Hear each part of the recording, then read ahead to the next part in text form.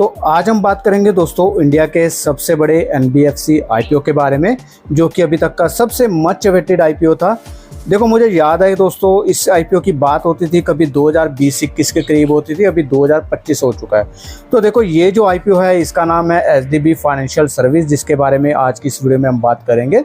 तो 12,500 करोड़ रुपए का दोस्तों ये इशू आया है। तो क्या ये आपके पोर्टफोलियो में होना चाहिए या नहीं होना चाहिए, तो आज की इस वीडियो में दोस्तों हम जानेंगे। तो देखो, कंपनी का बिजनेस क्या है, फाइनेंशियल स्ट्रेंथ, रिस्क, सारा कुछ डिस्कस करेंगे। तो आखिर में इसमें निवेश करना है या नहीं, ये सारा कुछ डिस्कस करेंगे। तो वीडियो को आखिर तक देखना, और फर्स्ट टाइम इस चैनल पे आए हैं तो चैनल को सब्सक्राइब करना मत भूलना, ताकि कोई भी वीडियो दोस्तों आपसे मिस ना हो। तो चलिए स्टार्ट करते हैं। तो दोस्तों, सबसे पहले बात कर लेते हैं हम एचडीबी फाइनेंशियल सर्विस के बारे में कि आखिर कंपनी करती क्या है। तो जैसे कि आपको नाम से पता लग रहा होगा दोस्तों, एचडीबी फाइनेंशियल सर्विस है जो भारत की लीडिंग एनबीएफसी है, और इसके पीछे खड़ा है दोस्तों एचडीएफसी बैंक। देखो, 2007 में ये कंपनी शुरू हुई थी, और आज पूरे भारत में दोस्तों 1700 प्लस करीब इसकी ब्रांचेज हैं। 17.5 मिलियन जो कि कस्टमर जिसको ये कैटर करती है। तो एचडीबी फाइनेंशियल सर्विस जो कि काफ़ी एक बड़ी लीडिंग एनबीएफसी कंपनी है। तो दोस्तों, अगर बात करें तो देखो, खासकर ये उन लोगों को लोन देती है जिन्हें बैंक आसानी से लोन नहीं देता। और अगर हम इसके प्रोडक्ट्स रेंज की बात करें तो देखो, business loan, consumer loan, vehicle loan और पर्सनल लोन, जिसमें ये कस्टमर्स को कैटर करती है। और ख़ास बात दोस्तों ये है कि देखो, डिजिटल सर्विसेज में भी ये काफ़ी आगे है। तो दोस्तों, अब बात कर लेते हैं इस मेगा आईपीओ के बारे में। तो देखो, इसकी अगर आईपीओ की डिटेल की बात करें तो देखो, टोटल साइज जो है 12,500 करोड़ का है, जिसमें कि फ्रेश इशू 2,500 करोड़ रुपए का मात्र है। और ओएफएस की बात करें तो 10,000 करोड़ रुपए का ओएफएस है। तो दो टोटल 12,500 करोड़ में दोस्तों ये सारा का सारा फ्रेश इशू नहीं है। फ्रेश इशू सिर्फ 2,500 करोड़ रुपए का और 10,000 करोड़ का ऑफर फॉर सेल है। प्राइस बैंड की बात करें तो दोस्तों 700 रुपये से 740 रुपये के बीच में इसका जो है प्राइस बैंड है। फेस वैल्यू की बात करें 10 रुपये की फेस वैल्यू है। और ओपनिंग डेट है दोस्तों 25 जून 2025, और 27 जून 2025 को ये आईपीओ क्लोज हो जाएगा। तो इसी ड्यूरेशन में आपको अप्लाई करना पड़ेगा।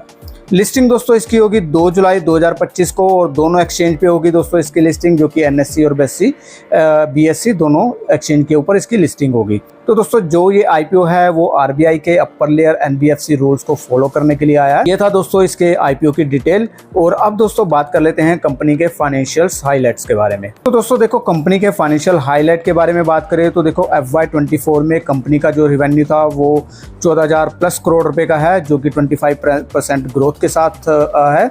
और वहीं पर दोस्तों प्रॉफिट की बात करें, प्रॉफिट आफ्टर टैक्स की बात करें तो 2,461 करोड़ रुपए का दोस्तों पैट है, और जो कि 2 गुना बढ़ा है FY22 से लेकिन। नेटवर्थ की बात करेंगे तो 13,742 करोड़ रुपए का टोटल नेटवर्थ है। और दोस्तों इसको AAA की क्रेडिट रेटिंग मिलती है, यानी कि इसकी फंडिंग में आसानी होगी।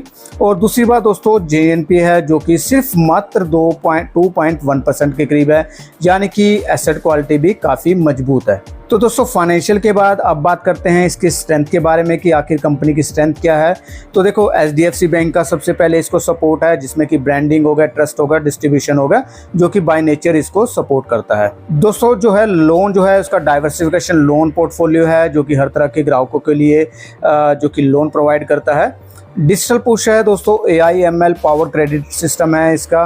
और अगर क्रेडिट रेटिंग की बात करें तो हम ऑलरेडी बात कर चुके हैं, तो AAA की क्रेडिट रेटिंग है। पैन इंडिया रीच है दोस्तों, 1700 प्लस के करीब इसकी ब्रांचेज है। तो ये कंपनी की स्ट्रेंथ थी दोस्तों। स्ट्रेंथ के साथ थोड़े से रिस्क के बारे में भी बात कर लेते हैं। तो देखो, जब भी हम कुछ कर रहे हैं तो दोस्तों रिस्क को भी ध्यान में रखना चाहिए। तो देखो, इसकी अगर रिस्क की बात करें तो देखो, हाई लीवरेज है, कंपनी पे कर्ज काफ़ी ज़्यादा है, जो कि मल्टीपल 6x है।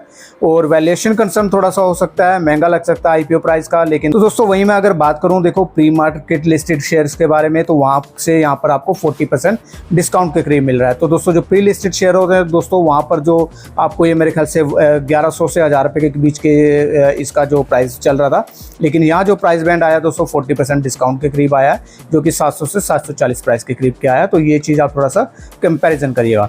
तो एनबीएफसी सेक्टर का दोस्तों एक रिस्क रहता है, जैसे कि इंटरेस्ट रेट है, वहाँ पे फ्लक्चुएशन रहती है। तो अगर इंटरेस्ट रेट बढ़ते हैं तो कलेक्शन पे असर हो सकता है। लिटिगेशन है दोस्तों, कुछ लीगल केसेस भी चल रहे हैं कंपनी पे। तो ये कुछ इसके दोस्तों रिस्क थे, जिसको कि आपको ध्यान में रखना काफ़ी ज़रूरी है।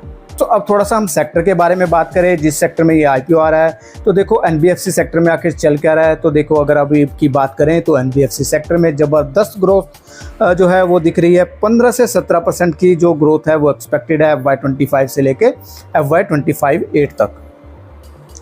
एमएसएमई, हाउसिंग और ऑटो फाइनेंस है जो कि मेजर जो इसके ग्रोथ ड्राइवर हो सकते हैं।